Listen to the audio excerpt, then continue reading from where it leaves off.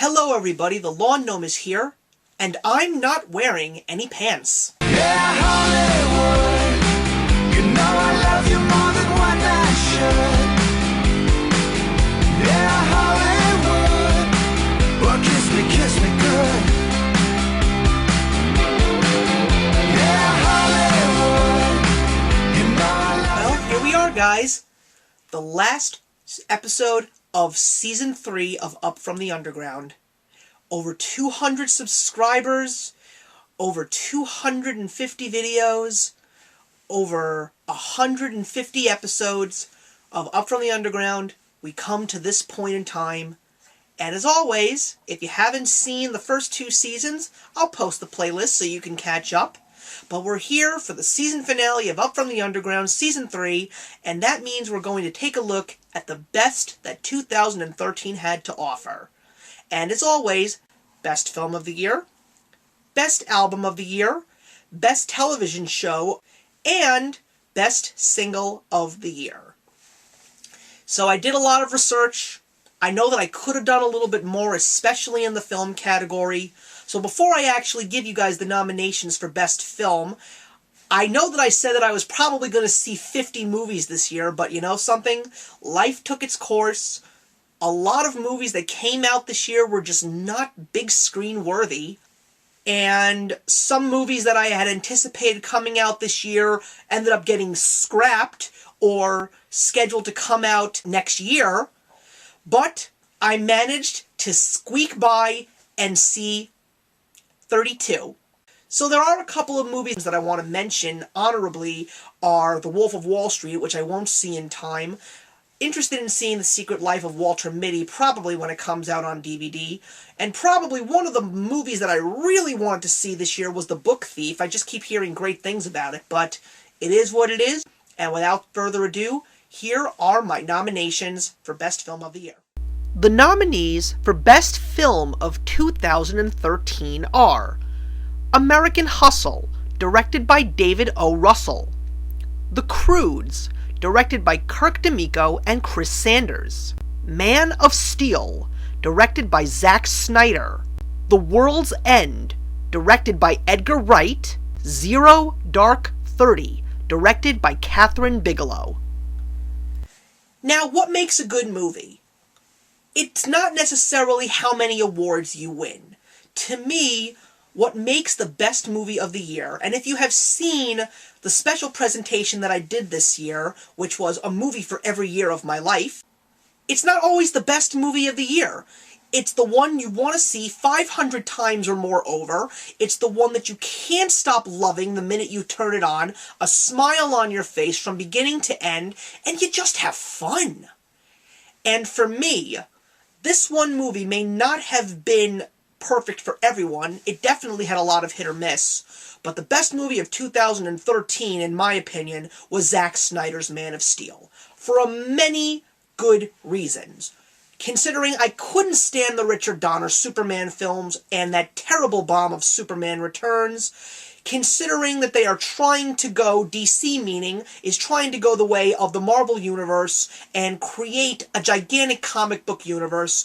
And 3, I know, thanks to Bruce Timm, that Superman is a fantastic superhero, and that he can finally be given his best movie. And you know something? Zack Snyder, who has yet to lead us astray in regards to comic book adapted films that he is behind, gave us an incredible Superman movie. A movie where he actually fights, a movie where he still keeps his all-American know-how, and a movie that has officially begun what DC's universe and DC's fans have been waiting for in the film world.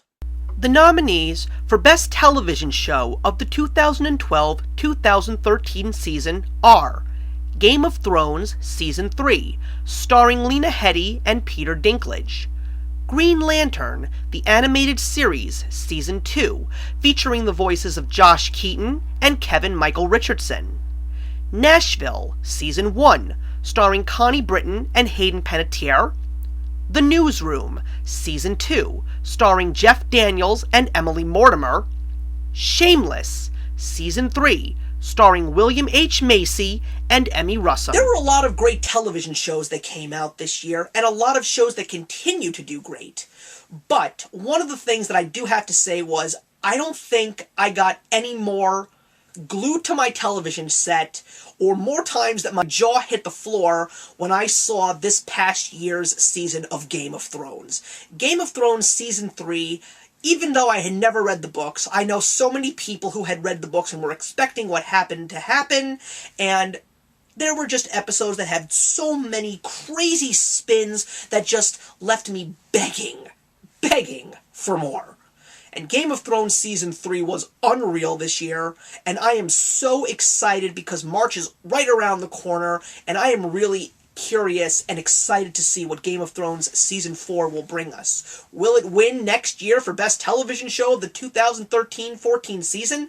I don't know, because so far there's some great television shows that have came out this past September, but we'll have to wait and see.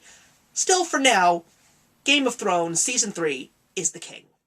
The nominees for Best Album of 2013 are Random Access Memories by Daft Punk, Dream Theater Self-Title by Dream Theater, The 2020 Complete Experience by Justin Timberlake, Hesitation Marks by Nine Inch Nails, Paramore Self-Title by Paramore. This is a Lawn Gnome first. An artist that has already won Best Album of the Year is going to win a second time in 2013. And the Album of the Year is Random Access Memories by Daft Punk. Daft Punk has always been monumental in their area of music, but this new album that they released this year is so different and so original.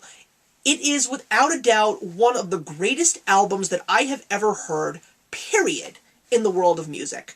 Coming from someone who never would have imagined being interested in house or trance or dance music, Daft Punk's newest album is incredible. The Tron Legacy soundtrack, which did win previously, was great too, but there's just so much now that I am anticipating from this duo from France. And I think that they're just going to take what they created now and just make themselves bigger and better with every new record that they release.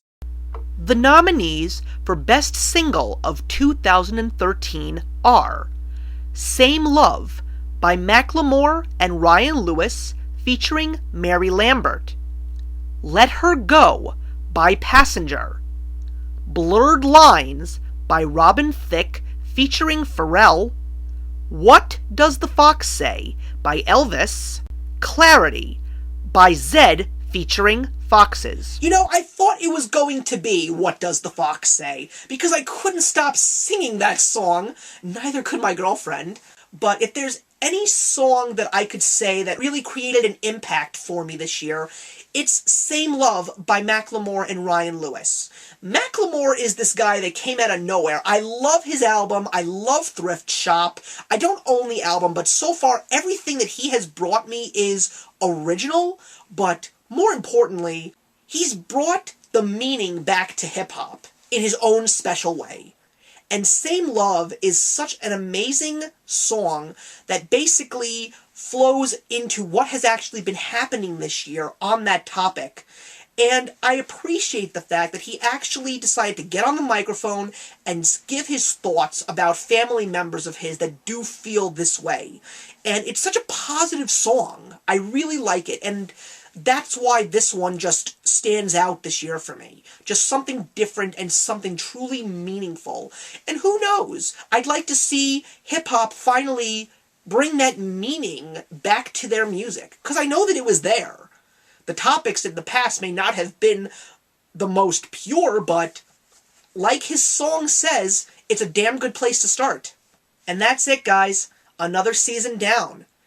I am so thankful that all of these brand new faces have come to actually watch my little show here.